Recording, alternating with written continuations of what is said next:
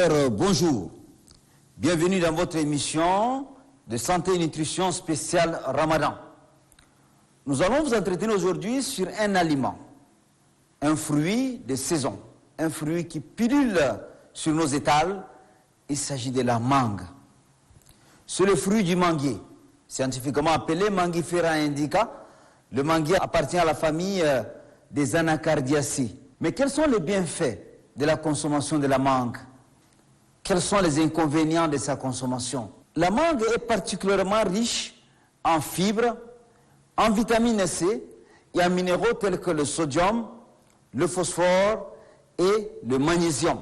La consommation donc de la mangue, de par sa richesse en fibres, facilite la digestion. Elle facilite le transit intestinal. Mais elle doit être consommée donc après le repas pour bénéficier donc de la présence des fibres qui facilitent donc la dégradation des aliments. À cet effet, la consommation de la mangue ne doit pas se faire quand on a faim. Quand on a faim, on consomme de la mangue qui est riche en fibres. Ça pose un problème, c'est le problème de colique, parce qu'on ne parvient pas à tout digérer de par la présence des fibres qui nécessitent plutôt la présence des aliments. Et donc, ça va donc s'en suivre d'un problème de diarrhée ou problème de colique. De par sa richesse en vitamine C ou acide ascorbique, la mangue intervient donc pour faciliter également l'absorption des oligo-éléments, tels que le calcium, le fer, etc. La présence de sodium dans la mangue, elle est très importante. Pourquoi? Parce que surtout en période de Ramadan, où nous perdons beaucoup d'eau par évaporation cutanée, nous perdons beaucoup d'eau, et l'eau charrie également avec elle le sodium.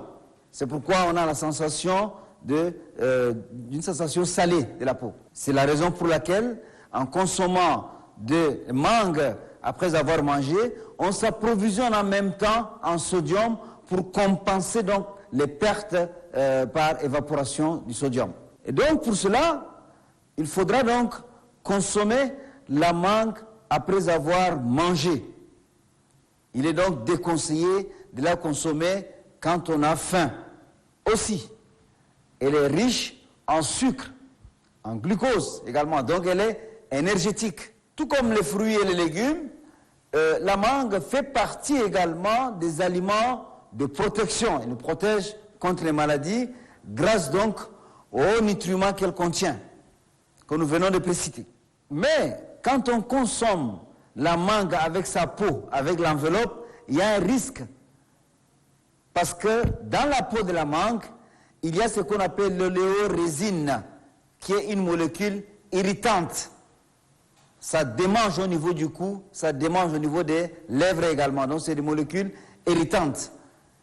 Et donc pour éviter donc cette irritation, il faudra donc enlever la peau avant de consommer donc la mangue et bénéficier donc de tous les nutriments précités, à savoir les fibres, également la vitamine C, le sodium et d'autres minéraux essentiels. Je vous remercie.